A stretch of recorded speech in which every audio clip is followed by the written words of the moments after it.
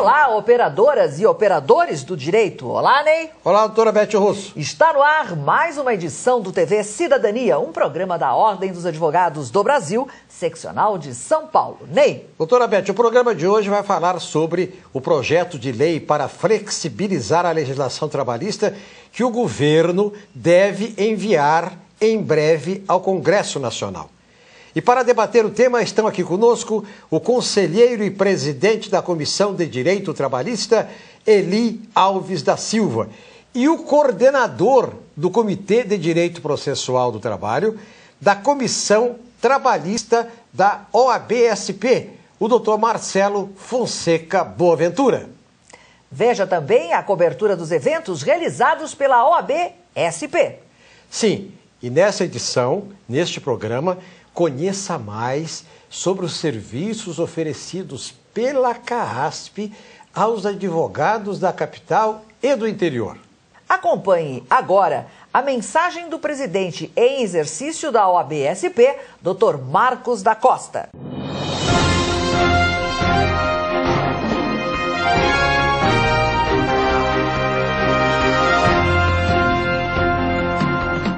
O Conselho Federal da OAB lança nesse mês de agosto, na OAB de São Paulo, o Dia Nacional de Defesa dos Honorários Advocatícios, encampado por toda a advocacia brasileira.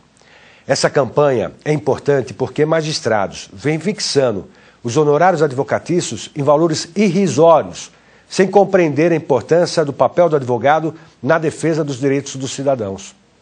Estabelecer honorários justos, de sucumbência, pagos ao final da ação, significa valorizar a advocacia, profissão imprescindível à administração da justiça.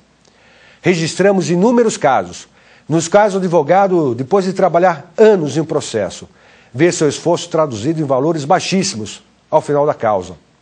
Para a fixação do valor das verbas honorárias de sucumbência, é fundamental que o juiz leve em consideração a natureza e a importância da causa, o trabalho e o tempo empregados pelo profissional que patrocinou aquele processo. É inaceitável que alguns magistrados fixem honorários em valores que representam, muitas vezes, apenas 1% do total do valor da causa. A advocacia e a sociedade estão unidas contra essa injustiça. Alô, amigos. O governo deve enviar em breve ao Congresso Nacional um projeto de lei para flexibilizar a legislação trabalhista. E para debater este assunto estão aqui conosco o conselheiro e presidente da Comissão de Direito Trabalhista, doutor Eli Alves da Silva, e também o coordenador do Comitê de Direito Processual do Trabalho da Comissão Trabalhista da OAB-SP, o doutor Marcelo Fonseca Boaventura. Pois bem, vou fazer a mesma pergunta para os dois convidados, começando com o presidente Eli.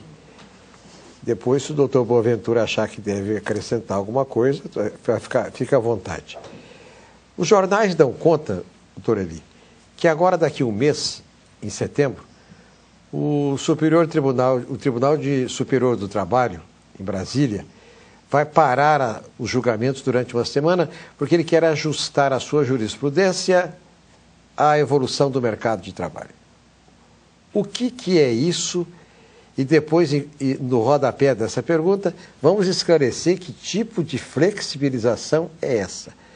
Porque no Brasil existem dois tipos de flexibilização, Boaventura. A flexibilização de economistas e empresários que falam que flexibilizar é diminuir direitos adquiridos dos trabalhadores, e os juristas, de um modo geral, que falam que flexibilização é criar alternativas de relações de trabalho que não a existente somente na CLT. Doutor Eli, por favor.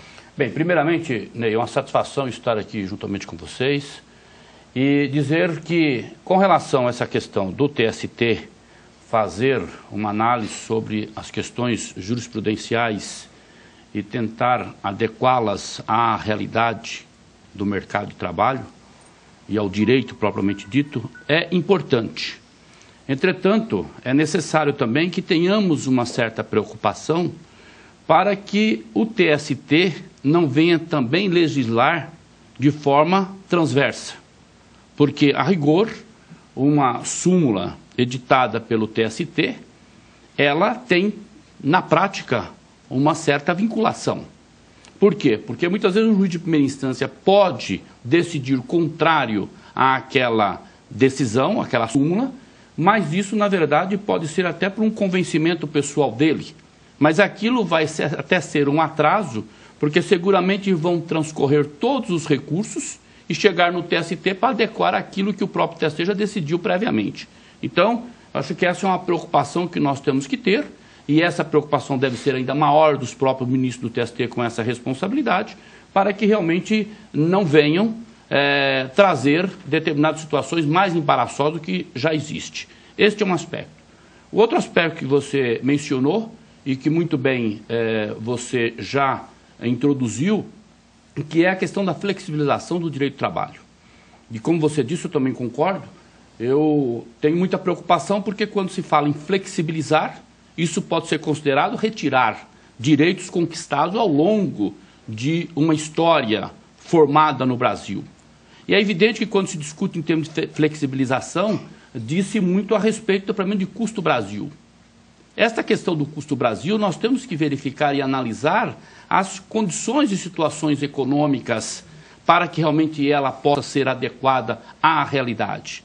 Agora, de repente, eu não sei e não sou economista para poder fazer uma análise mais aprofundada, mas eu acho que não dá para comparar banana com abacaxi.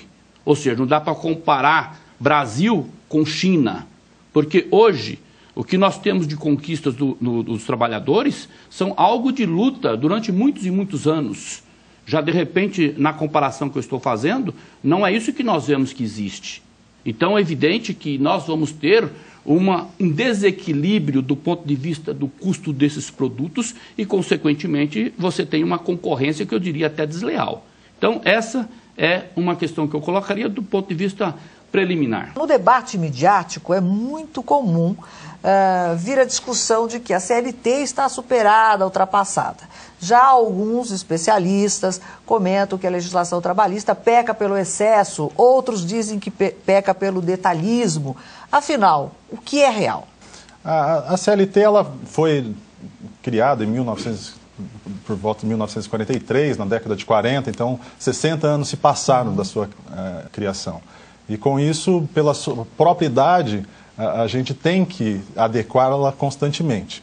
Isso tem sido feito com legislações esparsas que são trazidas à CLT.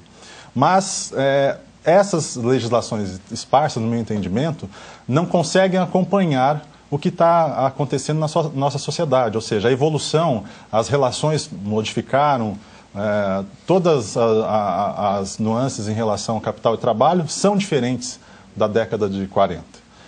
E, em especial, podemos citar os contratos de trabalho. O contrato de trabalho hoje ele é engessado. O trabalhador ele não pode, se eventualmente quiser, fazer um contrato diferenciado, porque a CLT determina que seja um contrato daquele padrão. E, por consequência, nós temos aí uma grande informalidade. Por quê? Porque o empregado eventualmente quer um contrato diferente, a empresa quer um contrato diferente e não consegue. E, por consequência, fica marginalizado. Fica marginalizado. Eu acho que esses contratos poderiam ser uma forma de adequação. Quando os senhores falam em precarização das relações do trabalho, os senhores estão falando em degradação? Estão falando em perda de direitos, é isso? Exatamente. É? Exatamente. Quando a doutora Beth pergunta assim, a modernização pode ser confundida com precarização, essa precarização é exatamente essa perda de direito. Na verdade... Agora, eu vou fazer o senhor sorrir, doutor. Olha, já fez. Quer ver o sorrir, não? Quer ver? Eu acho o seguinte. Vou fazer o senhor sorrir porque eu quero uma cartilha daquela. Uhum. O negócio é o seguinte, o doutor Boaventura lançou no mercado uma cartilha, doutora Beth, para o advogado transar com essa história de computador. Então... Já tem endereço certo, então. Já tem endereço certo. Então, eu acho que essa pergunta que vem agora é diretamente para ele. Ou seja, Sobre o aspecto do direito do trabalho. Do teletrabalho. Muito bom. Eu gosto do teletrabalho, porque, veja bem, toda hora surge essa história de que o trabalho realizado à distância, ou o trabalho realizado no domicílio, como é que ele deve ser encarado, o trabalho realizado na internet, nas novas tecnologias, de um modo geral, a mamãe que teve neném, fica em casa com o neném, mas quando o neném dorme, ela trabalha em casa para a empresa e não fica fora da empresa aquele período de 6 meses. Então, a cartilha, voltada para o advogado do trabalho, justamente informando a respeito do processo eletrônico, então o comitê teve esse trabalho de fazer essa cartilha, juntamente com a Comissão de Direito do Trabalho, a presidência do Dr. Eli, e hoje nós estamos com essa questão do processo eletrônico, que vai agilizar muito a tramitação dos processos. Então, hoje, tanto o processo eletrônico como o peticionamento eletrônico, o advogado pode fazer isso do seu próprio escritório. Não precisa sair do escritório para ir enfrentar a fila, para consultar processo. Hoje, com essa nova ferramenta, que é justamente o computador e o processo eletrônico, o advogado poderá fazer tudo o que precisa dentro do seu escritório. Em especial, o peticionamento. Hoje em dia, as audiências também já são, em alguns estados, gravadas, para que então esteja em áudio e vídeo, para que o advogado possa visualizar quando da sua manifestação. Então, isso tudo é modernidade. E também a modernidade nas relações de trabalho, que por consequência faz com que os empregados possam estar em casa, trabalhando no seu computador. Muitas empresas de informática, elas fazem esse tipo de trabalho, ou seja, o empregado fica na sua casa trabalhando e não existia legislação para regular isso. E a legislação surgiu agora, então, para equiparar o trabalhador que está em casa com aquele que está na empresa, com todos os direitos que o trabalhador que tem na empresa, ele também, trabalhando em casa, ele também terá todos esses direitos. E a modernização dessas relações de trabalho, então, faz com que a legislação também tenha que ser atualizada. E eu concordo com o Dr. Eli em relação à questão de perder os direitos. Eu acho que o trabalhador não deve perder os direitos mesmo. Mas também acho que a CLT, hoje, ela protege o hipossuficiente, que é isso que ela deve fazer. Deve proteger o empregado em face da empresa, justamente porque ele, na relação, ele é menor, ele é hipossuficiente. Como ocorre também nas relações de consumo, como ocorre naquelas relações onde existe hipossuficiente. Mas entendo eu que atualmente haja necessidade de atualização dessa CLT para que ela não seja apenas protetora do hipossuficiente. Como, por exemplo, o Dr. Eli citou bem uma questão de que pode acontecer, que não pode ser feito por causa de uma legislação que não deixa. Um outro exemplo é a redução de horário de trabalho que o trabalhador quer, a empresa quer, mas não pode ser feita por causa que a legislação não deixa. Recentemente, agora, foi decidido pelo TST que aquelas horas que são trabalhadas, ou que o trabalhador faz a ginástica laboral, se eventualmente passar um pouco do horário de trabalho, ela é tida como hora extra. Então, por consequência, isso também poderia ser regulamentado de uma forma mais moderna, para que todos ficassem bem na relação. E, por consequência, tanto um quanto o outro,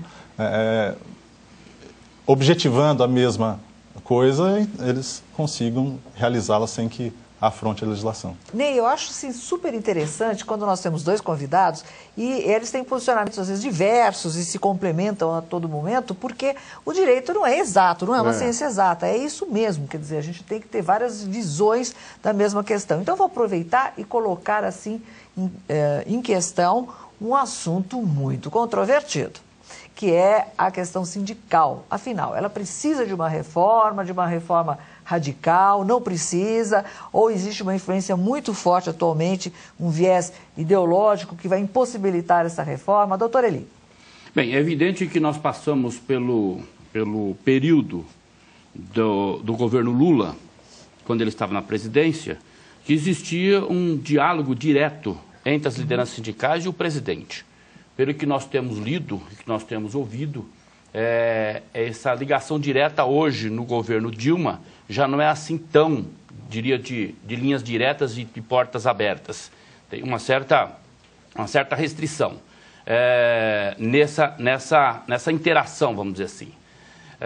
Mas a gente percebe e que a realidade deve sofrer algumas alterações, principalmente, eu particularmente entendo, que não podemos mais continuar com esse sistema da unicidade sindical, porque isso dá uma condição de acomodação para as lideranças sindicais, porque uma vez ele conseguindo se instalar no sindicato, ninguém mais mexe com ele. Então, ele fazendo ou não fazendo, pouco importa, ele está relativamente garantido. Isso é o que vem no jargão popular dizer que são os sindicalistas pelego, né? E para quem, evidentemente, não conhece essa figura do pelego, é que, na realidade, quando nós utilizamos um arreio, né, uma sela de cavalo, existe um protetor, um material protetor entre o lombo do animal e a sela, que é amortizado o impacto do arreio com o corpo do animal. Aquilo é chamado pelego.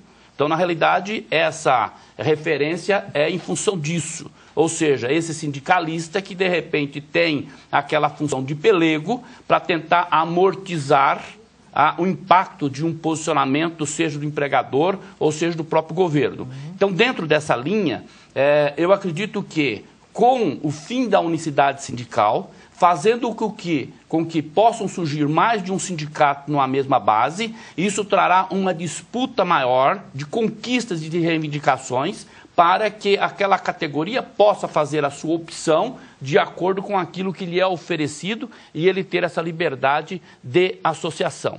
Então, a rigor, eu acho que este é um ponto fundamental que vai refletir, evidentemente, na saúde política e de conquista e de reivindicações do sindicato. Bom, o doutor Eli disse que é uma necessidade, mas na sua visão, doutor Marcelo, é uma necessidade viável? Eu acredito que neste momento não, mas eu incluiria também na fala do doutor Eli a questão do imposto sindical, que é um imposto obrigatório, que por sua vez sustenta vários sindicatos e a unicidade do sindicato faz com que então nós tenhamos sindicatos que não atuem em defesa da categoria. Então, hoje nós temos uma massa muito grande de sindicatos que podemos destacar um ou outro que atue propriamente na defesa do trabalhador. Eu acho que a alteração deve trilhar nesses dois caminhos. A questão do imposto sindical, que é justamente algo extremamente maléfico para a representação da categoria, e também a unicidade do sindicato. Sim. Que o empregado não pode, por exemplo, se sindicalizar em outro sindicato. Ele tem que se sindicalizar daquela região, sendo que aquele que está do lado está atuando muito melhor, está fazendo um trabalho muito melhor, mas ele não pode, ele tem que estar aqui, nesse sindicato que não faz nada e tem que se sujeitar a isso. Tem um negócio aqui, presidente, curioso. Há uma informação aqui de que cerca de parte, nós tivemos 2.100.000 ações trabalhistas no ano de 2011. Diz que uma parte grande desses 2 milhões aí são ações federais. Que diabo é isso? Por que a federação tanto tem problema no trabalho? Na realidade é o seguinte, Ney, o que a gente tem visto e ouvido é que o governo, de uma maneira geral, nos seus 3 níveis, federal, estadual e municipal, são os maiores clientes do judiciário. E isso é lamentável, porque nós poderíamos buscar aquele ditado que diz: faço o que eu mando, mas não faço o que eu faço. Né? Então, essa realmente é uma situação extremamente contraditória, porque o próprio Estado é que faz com que o judiciário, que deveria servir à população, os conflitos, lento, né? Seja lento. Então, e por outro lado também, dá-se a impressão de que o próprio executivo não tem muita preocupação em estruturar o poder judiciário, porque essa morosidade também é benéfica para ele. Então nós temos aí, sobretudo, a questão dos precatórios, quantas pessoas que de repente estão morrendo e não vão conseguir ver a efetivação do seu direito, em função dessa morosidade que já existe para o judiciário em função da sua falta de estrutura, eu diria de recursos humanos e materiais, e por outro lado também, não se tem uma reciclagem adequada e fica todo mundo brincando com coisas sérias. Quer dizer, alguém brincando que está pagando, outro brincando que está trabalhando, e assim a situação vai ficando cada vez mais caótica.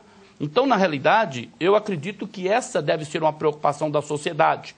Só que essa preocupação da sociedade, ela não é latente, ela não é aparente muitas vezes, porque se nós compararmos que exista, de repente, uma greve no judiciário, como aconteceu aqui em São Paulo, de 4 meses, a sociedade não sentiu isso. Agora, por outro lado, se tiver uma greve de motorista de ônibus e que eles pararem na Avenida Rio Branco, Avenida Ipiranga, etc., acabou o trânsito em São Paulo porque as marginais todas estarão refletidas com essa paralisação. Então, de repente, pode-se imaginar que a sociedade é muito mais sensível a uma paralisação dos motoristas de ônibus do que ao judiciário. Então, essa realmente é uma situação extremamente caótica e delicada. Mas eu diria que, felizmente, quando nós comparamos a situação do judiciário trabalhista com a situação da justiça comum, ou seja, das justiças estaduais, nós verificamos que, felizmente, na Justiça do Trabalho, as coisas estão mais organizadas, mais estruturadas e mais rápidas. E se, de repente, alguma coisa torna-se morosa, é pela própria sistemática processual que está aí em termos da legislação. E aí não pode também querer culpar o advogado que está atuando porque ele está usando todos os recursos. Muito pelo contrário, ele está usando porque é um recurso legal, está previsto na legislação. Então, na realidade, cada um vai usar as armas existentes legais para efetivamente fazer a sua defesa e dentro do princípio do processo legal e da ampla defesa. Qual a responsabilidade de se colocar a digitalização efetiva dentro da justiça trabalhista, para que a gente tenha uma agilidade mais eficaz do que a que o doutor Eli já mencionou? A Justiça do Trabalho hoje, como o doutor Eli bem mencionou, ela é a que está mais informatizada, vamos pensar dessa forma. Justamente porque ela já tem os processos eletrônicos, tem vara exclusivamente com processos eletrônicos. E a questão de informatização das varas, hoje já se tem constatado que reduz-se muito custo, como de pessoas, que reduzem 50%, o custo com funcionários que estão naquela vara. Vai se reduzir também a questão de doenças, de alergia, de bichos que circulam no papel. Isso já foi constatado e isso é uma vantagem do processo eletrônico. O processo eletrônico faz com que... Até o trânsito melhora. Até o trânsito, porque o advogado não vai precisar sair do seu escritório e ir até o fórum. Então, tem vários benefícios. E a Justiça do Trabalho, por sua vez, é a que está à frente das outras, justamente pelo fato de ter essa efetividade, de ter a questão de que é o alimento do trabalhador que está sendo discutido ali. Então, com isso, ela se tornou uma justiça que não é mais aquela que falavam antes, que um tempo até se mencionou que fecharia. Hoje não. Hoje é uma justiça que tem vários meios, várias áreas de atuação, previdenciário, tributário. Você tem tudo isso na Justiça do Trabalho. E um corpo muito grande, como bem mencionou o Ney, 2 milhões de processos distribuídos. Posso dizer, maior do mundo em termos de processos trabalhistas. Se nós transformarmos isso tudo de forma eletrônica, vai facilitar a vida de todos. E o que está faltando para que isso aconteça? Já está acontecendo. Nós já temos a vara de Arujá, que é totalmente eletrônica. Aqui na Barra Funda já estão implantando processos eletrônicos. Nós já temos o peticionamento eletrônico, que ocorre tanto na primeira instância como na segunda instância. Todos os tribunais superiores, Supremo, Tribunal Federal, Superior Tribunal de Justiça, Tribunal Superior do Trabalho, todos eles já são todos digitais. Então, tudo que se vai fazer tem que ser eletrônico, de forma eletrônica. O que ocorre a estrutura em si, ela é lenta. Como nós temos papéis, tem que ser transformado isso tudo em digital, é lento. Não é de uma hora para outra que vai sair um papel e vai se transformar em digital. Mas está acontecendo gradativamente. Acredita-se que até 2013 nós tenhamos uma gama muito grande de processos eletrônicos. Antes que o Ney prossiga, eu gostaria que o senhor falasse como as pessoas que estão nos acompanhando, os operadores do direito, podem fazer para obter a cartilha que foi mencionada anteriormente, que aborda essa questão da digitalização do direito do trabalho. Nós vamos distribuir para os advogados, também estará no site da OAB, essa cartilha estará disponibilizada no próprio site da OAB, e também nós teremos um CD que será distribuído, e além disso pretendemos também colocar em pendrive. Os eventos da OAB, nos eventos da OAB nós distribuiremos esse material e também em todas as salas dos advogados estarão disponíveis. Então os advogados do interior vão poder acessar depois do dia 9 através online, através do site da OAB. Eu queria também dar uma opinião. O que nós verificamos é que essa questão do processo eletrônico existe uma certa, em determinados grupos de advogados também, assim como de magistrados, uma resistência a isso, ou seja, ao novo, muitas vezes por falta de conhecimento. Então essa ideia da elaboração dessa cartilha vem exatamente com o objetivo de poder facilitar a inserção daqueles que não conhecem o que é a informatização, porque infelizmente no estado de São Paulo nós temos um grande contingente de advogados que nem computador tem.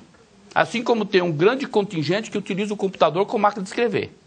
Então, na realidade, o objetivo é fazer com que esses profissionais possam estar inseridos nesse processo eletrônico e essa instrumentalização através da cartilha, seja ela fisicamente, seja por pendrive, seja através do próprio site da OAB, tem exatamente essa contribuição na evolução da prática do processo eletrônico. Agora, evidentemente, que nós temos que considerar que isso também não é a solução imediata.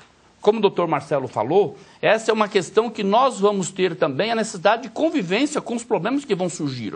E eu faço um apelo desde já para os magistrados, para que tenham a sensibilidade para poder avaliar cada caso concreto diante de um problema técnico que possa surgir, seja no computador do próprio advogado, seja no computador do próprio sistema, ou seja, do próprio tribunal. Doutor Boaventura, está na minha terra, manda quem tem poder para mandar prender e soltar e quem tem a chave do cofre. Veja o senhor o seguinte, semana passada, Sua Excelência, o ministro Aires Brito, presidente do Supremo, teve um encontro com a presidente Dilma para pedir para a presidente que liberasse dinheiro para melhorar a situação de salários de alguns magistrados. Aqui em São Paulo, a OAB briga o ano inteiro para conseguir um negócio aí e a coisa não anda. Sabe o que é? Varas. Já foram aprovadas a criação de várias varas criminais e cíveis e trabalhistas aqui em São Paulo. Já foram aprovadas.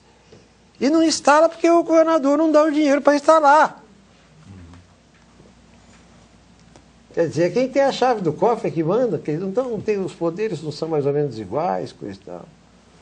Na Justiça do Trabalho nós também temos esse problema. Foram aprovadas recentemente a criação de mais de 40 varas aqui na cidade de São Paulo. Mas também não instalaram. Ainda não. Ainda não instalaram. Eu estou falando.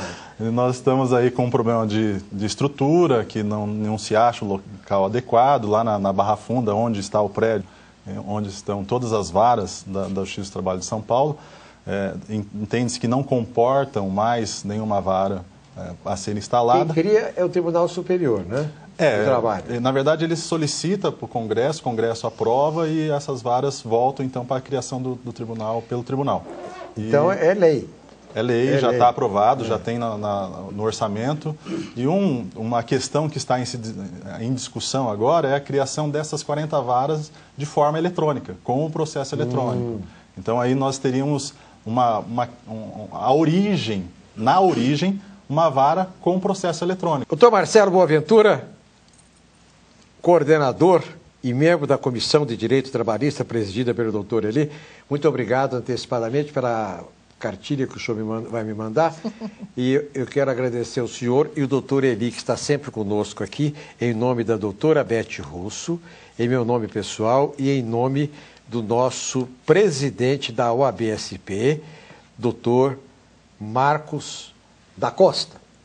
Muito obrigado aos senhores. Hoje ficou um programa animado. A doutora Beth tinha razão. Hoje ficou no confronto. Ótimo. Muito obrigado. E merece um desdobramento. Nós vamos aguardar. Até a próxima.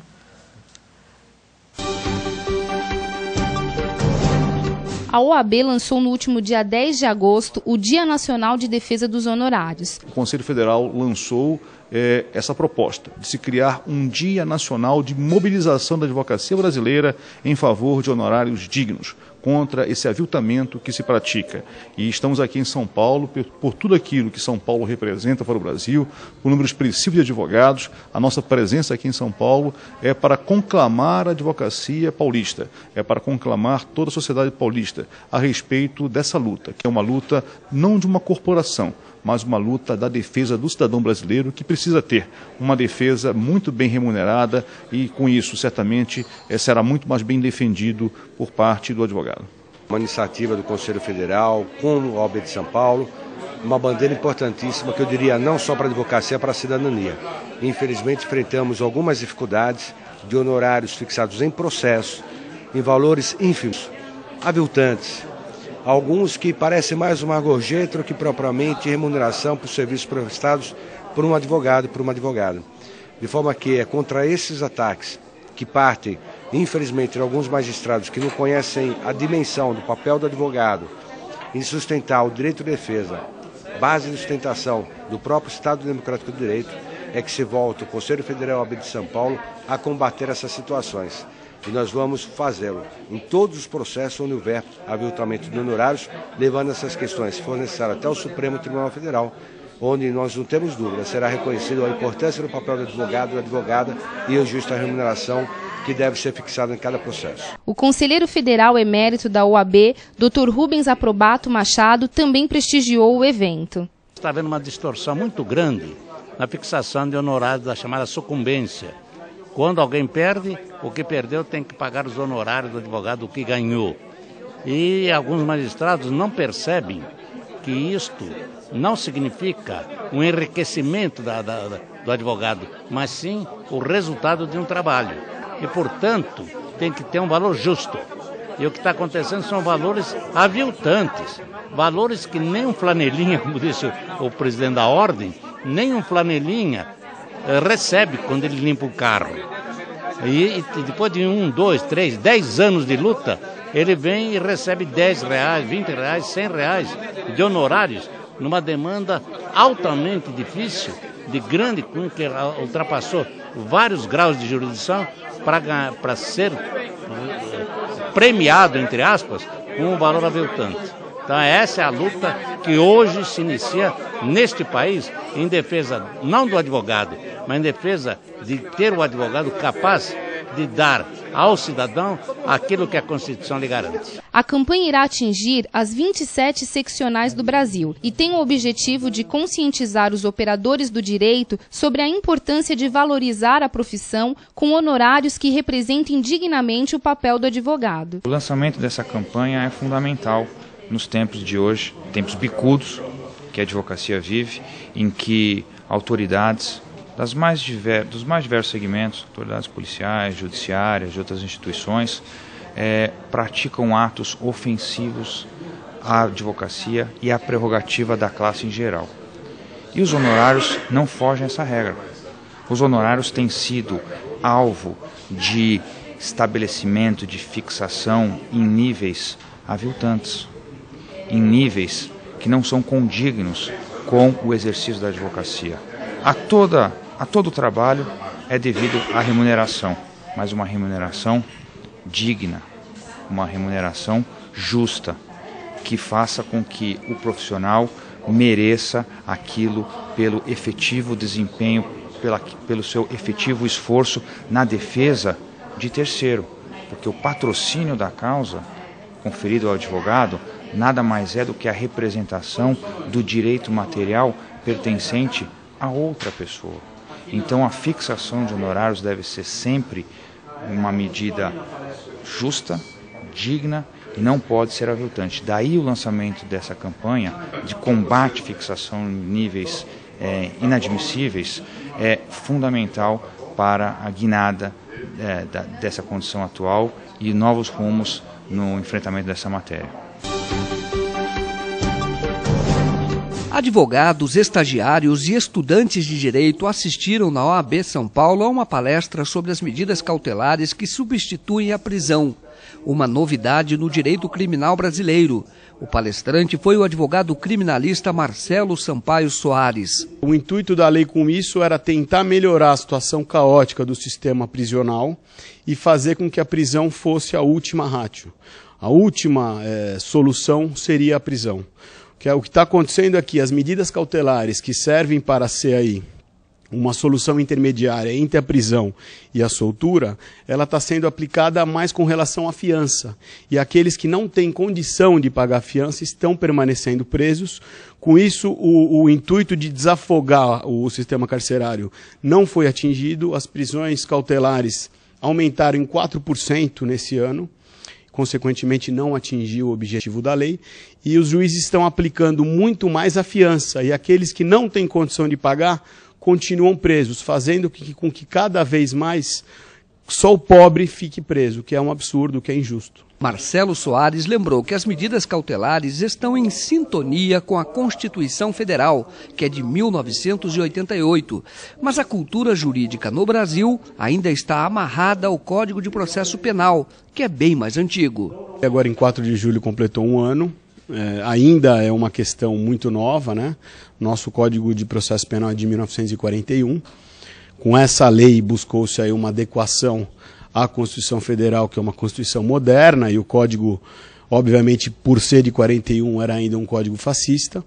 Então, com isso, houve essa adequação, mas, pelo ponto de vista prático, ainda não houve a melhora que nós esperávamos. O advogado criminalista Marcelo Sampaio Soares é também o presidente da Comissão de Implantação do Voto do Preso Provisório.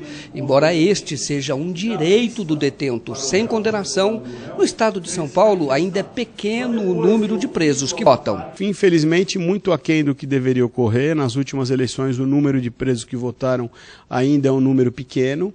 Mas a partir do momento que está sendo implantado, a gente tem que dar um voto de confiança e lutar para que cada vez mais aumente, né, o número de presos que exerçam o direito que eles têm, que é o direito ao voto. Obviamente o preso provisório, não o preso que tem uma condenação definitiva, que esse sim tem os direitos políticos cassados, o preso provisório não. A Constituição prevê esse direito, então que esse direito seja respeitado, né? O que nós precisamos é que a lei seja respeitada, que a Constituição seja respeitada, para que nós fortalecemos assim, né, o Estado Democrático de Direito, que é o que interessa para todos nós, e para nós advogados, e para a OAB, de uma maneira geral. Iniciação e formação do advogado criminalista foi o tema da palestra realizada no Fórum Criminal da Barra Funda. O desembargador Laércio Laurelli abordou o tema, que também é título do seu próximo livro. O palestrante destacou a importância da atualização do advogado. Nós temos que levar conhecimento não só aos alunos de faculdades, bem como aos profissionais do direito. Os profissionais do direito, eles precisam ter um conhecimento profundo das coisas que acontecem, não só nos tribunais, como também no Ministério Público e mesmo na advocacia. Então nós temos que fortalecer o tripé da justiça. O que significa isto?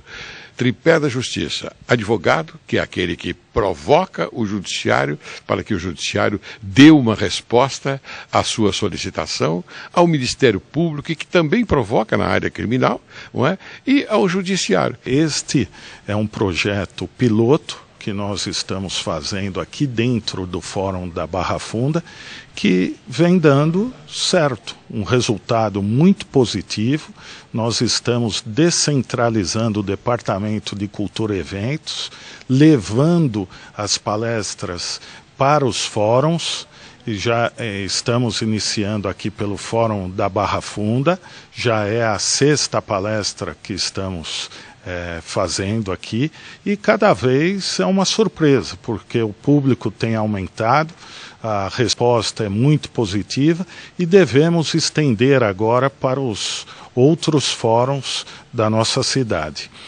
A palestra de hoje foi com o desembargador Laércio Laurelli, fantástico professor, até porque ele tem a experiência dos dois lados. Ele foi para o Tribunal de Justiça pelo 5º Constitucional. Então ele foi representando a advocacia. Então ele sabe bem o que o advogado passa e também tem a visão do juiz. Ele é uma pessoa que tem um trabalho humanitário muito importante, ele compreende os colegas, compreende a situação dos processos e é um juiz realmente um desembargador exemplar.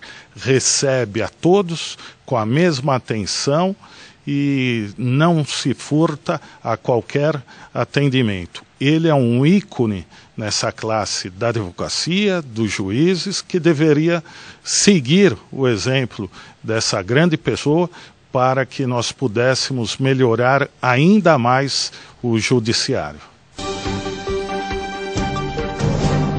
O ex-presidente do Tribunal de Justiça do Estado de São Paulo, Celso Luiz Limonge, realizou uma palestra na OAB São Paulo sobre improbidade administrativa. Improbidade, em suma, é questão de desonestidade, uma atuação imoral em que o administrador se aproveita da administração, ele é desleal à administração e ele age de uma forma imoral, desonesta, sem lisura e, portanto, ele está praticando atos de improbidade administrativa. Na palestra, Celso Limonge disse que a lei de improbidade administrativa já produziu resultados positivos na administração pública.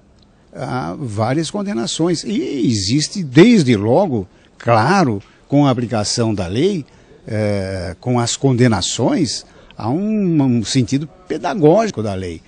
As pessoas passam a temer um processo, uma ação por improbidade administrativa, porque sabe que vai ser condenado, vai perder o cargo, vai ter que repor dinheiro, vai ter que pagar multa, né, vai ter os seus direitos políticos suspensos.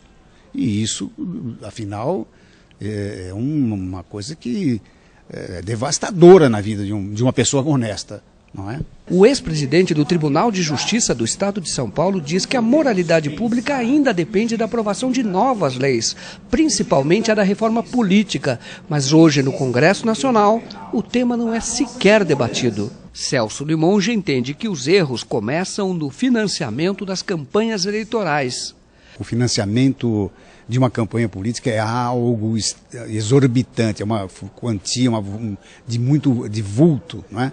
Então, realmente fica difícil compreender como é que se pode gastar tanto e depois não tem como recuperar, porque os vencimentos, os subsídios não são assim tão altos, né? São altos, mas não tanto. Né? Não é possível cobrir todas as despesas. Então, é uma situação meio estranha mesmo.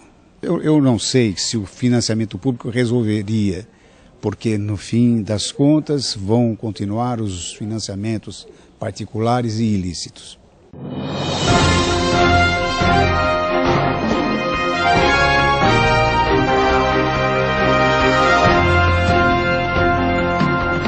Agosto é o mês do advogado e, para comemorar, até o dia 31, as livrarias da CAASP estão oferecendo 50% de desconto. São mais de 60 mil títulos disponíveis que incluem desde livros jurídicos até livros infantis. A promoção acontece em todas as livrarias da CAASP do Estado e vale também para as compras feitas pela internet. Essa aqui é uma atitude inédita da nossa gestão para beneficiar o advogado, a advogada.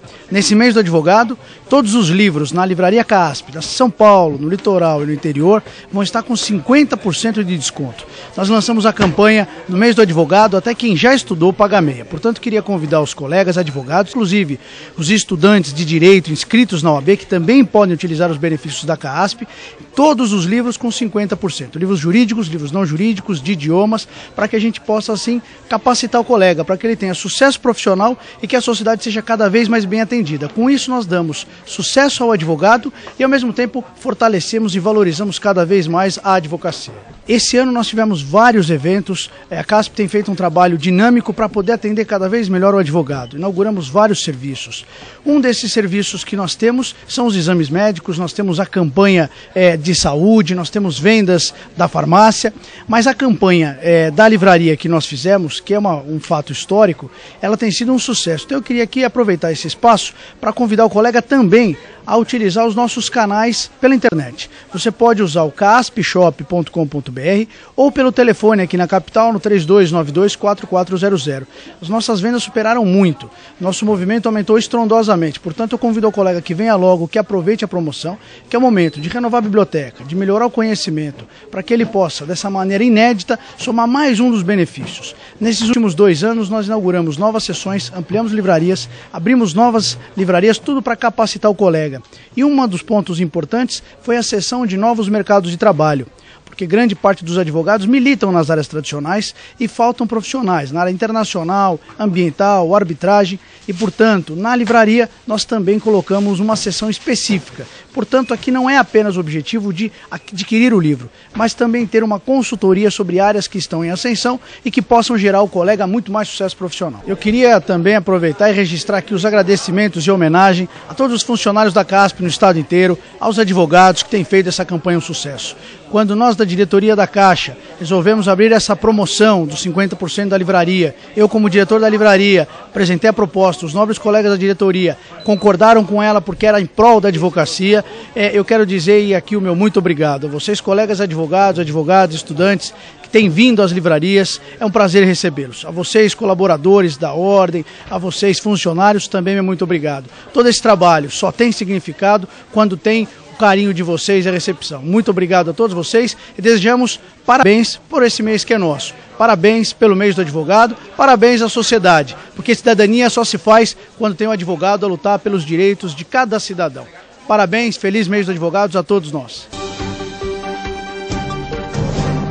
17ª Corrida do Centro Histórico de São Paulo, organizada pela Corpore Brasil em parceria com a CAASP, Caixa de Assistência dos Advogados de São Paulo. O evento, que valoriza o esporte e a cultura, contou com cerca de 800 advogados e, ao todo, 8.000 participantes. A grande valorização aqui, a primeira, é a do centro. São poucas provas que acontecem aqui. Eu acho que tem tudo a ver com São Paulo, tem tudo a ver com uma cidade de porte grande. Um resgate da cidade de São Paulo, né, que é uma cidade bem tradicional, com um centro muito bonito. Nos 9 quilômetros do percurso da corrida pelas vias centrais da capital paulista, os corredores passaram por diversos prédios históricos. Pátio do colégio, Teatro Municipal. A preparação adequada, claro, é o segredo para alcançar a boa colocação e desfrutar do esporte sem lesões. É treinamento que varia de 50 a 70 quilômetros por semana, mais musculação, alongamento e às vezes alguns exercícios para relaxamento. Diego Leite de Barros, da LDB Assessoria Esportiva, parceira da CAASP, esteve na corrida orientando os atletas. A DLB ela tem a proposta de trabalhar com os advogados de uma forma geral, cuidando da saúde, do bem-estar físico. Esses treinamentos a gente oferece nos principais parques de São Paulo e também o trabalho corporativo, que é um trabalho que a gente volta para os escritórios de advocacia. E a gente tem uma tabela especial para a CAASP, OAB, onde a gente tem um percentual de desconto bem específico. Foram premiados os primeiros 5 advogados e advogadas. Em primeiro lugar, pela 9ª vez consecutiva, ficou Arthur Rabai. A iniciativa a gente renova, que é sempre muito bom para a gente, para nós advogados, porque a gente acaba praticando esporte e equilibrando um pouco com o estresse do dia a dia.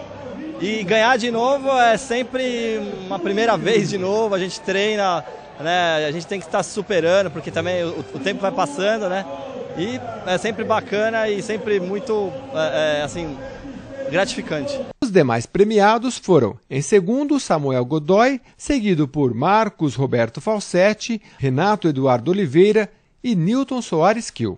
O primeiro lugar na categoria feminina ficou com Marília Rabelo, seguida por Charlene Tabarelli. É uma prova bem técnica, com muitas subidas, e estou muito feliz, por estar representando a OAB. Otávio Arones, vice-presidente da Corpore Brasil, organizadora do evento, falou da importância de ter a CAASP como parceira. A parceria ela vem desde o início, quer dizer, o nosso 17º ano de parceria. A prova acontece na semana do aniversário do Dia do Advogado. É uma prova fantástica. Célio Bittencourt, diretor de esportes da CAASP, parabenizou a classe pela participação. Os advogados estão de parabéns por esse grande dia, comemoração glamurosa. Todos estão satisfeitos com a prevenção à saúde fornecida pela CAASP OAB. E as entidades, mais uma vez, estão de parabéns pela organização em parceria com a Corp desse maravilhoso evento. No evento foi homenageado o advogado e atleta José Aparecido Ferraz Barbosa. Ele foi baleado pelo ex-marido de uma cliente dentro do Fórum de São José dos Campos, morto covardemente no próprio ambiente de trabalho. Esta manifestação pretende ser mais que uma homenagem ao advogado que se foi do modo tão cruel. A intenção da OAB-SP e da CAASP, Caixa de Assistência dos Advogados de São Paulo, é deflagrar uma ampla mobilização contra a violência a que os advogados estão sujeitos dentro do seu ambiente de trabalho, infelizmente coisa não rara nesses dias. A OAB reinaugura a Casa do Advogado de Santo Amaro e a CAASP. Aproveitou a nova estrutura para instalar um posto de orientação fiscal e previdência na unidade. Trata-se da primeira unidade de atendimento fora da sede, que irá receber advogados e clientes com o objetivo de promover a descentralização dos serviços da entidade. Mais uma conquista da Advocacia de Santo Amaro, o retorno daquela unidade que cada advogado aqui de Santo Amaro paga para a OAB. Isso retorna à advocacia, com melhores instalações, com uma instalação de computadores, muitos computadores à disposição dos colegas, um auditório novo, reformado e agora também um posto para atendimento na área fiscal. De forma que é uma alegria, nesse período que comemoramos o dia 11 de agosto, os 80 anos da nossa gloriosa seccional, estar aqui presente participando dessa grande festa da Advocacia de Santo Amaro. Mais um ponto de descentralização do serviço da Caixa, nossa proposta de gestão, nós que na próxima semana completaremos o plano de descentralização total da Caixa, colocando ela fisicamente presente em todas as subseções do Estado. O advogado de Santo Amaro, portanto, pode socorrer para assuntos fiscais de orientação da Receita Federal, aqui a Santo Amaro, diretamente na Casa do Advogado, na CAASP, sem precisar ir ao centro. No posto de orientação da CAASP, o advogado terá à sua disposição os seguintes serviços: protocolo de solicitação de certidão negativa de débito, recepção de solicitações de inscrição, alteração e baixa de CNPJ para empresas sediadas no município de São Paulo, envio de processos de baixo de conta corrente, entre outros. Sob a liderança do Cláudio Scheffer, que é um grande dirigente, a CAASP vem, a OAB vem dizer o seguinte: a CAASP e a OAB respeitam o advogado que trabalha e é inscrito aqui em Santo Amaro, porque a descentralização é uma marca da gestão desse grupo que está aqui há 9 anos, agora capitaneada pelo Marcos da Costa, ou seja, dá autonomia para a subseção. Então o que a gente está fazendo aqui hoje? Dizendo para o santamarense, para o advogado, que nós vamos dar estrutura para ele ser inscrito aqui sim, independente dele estar na seccional. Portanto, é uma demonstração de respeito à subseção de Santo Amaro, que aliás está de parabéns pela festa hoje. O posto de orientação fiscal serve para orientar todos os advogados, advogadas, com relação às dúvidas da Receita Federal. Então aqui o advogado, quando tem qualquer questão que tenha dúvida, seja pessoal ou de seus clientes, os funcionários da CAASP e da OAB são treinados para orientar e esclarecer o advogado em dúvidas como entrega de declarações, como impostos, cobranças, auto de infração, todos aqueles procedimentos perante a Receita Federal. A nossa equipe é treinada na Receita, treinada na sede da CAASP para atender o advogado. E a grande vantagem do posto aqui em Santo Amaro é a facilidade de locomoção. Então o advogado que antes usava esse serviço na central da OAB da CAASP, hoje tem esse serviço mais próximo. Evita que ele tenha que se locomover por toda a cidade e com isso ele presta um serviço de mais qualidade, gastando menos tempo e, portanto, melhorando a sua qualidade de vida e melhorando a qualidade do seu serviço. Como metas das diretorias de CAASP e OAB, os empreendimentos nas casas dos advogados são frequentes. E a OAB aqui em Santo Amaro está de parabéns. Esta casa maravilhosa ao lado do fórum ficou muito bem aprimorada para bem servir a todos os advogados. Mais uma vez, de parabéns à OAB e à Advocacia Paulista. Bem, doutora Beth, o programa TV Cidadania de hoje termina aqui. Ney, mas nós voltamos na próxima semana, neste mesmo horário. E desde já, nós contamos com você. Até lá, hein?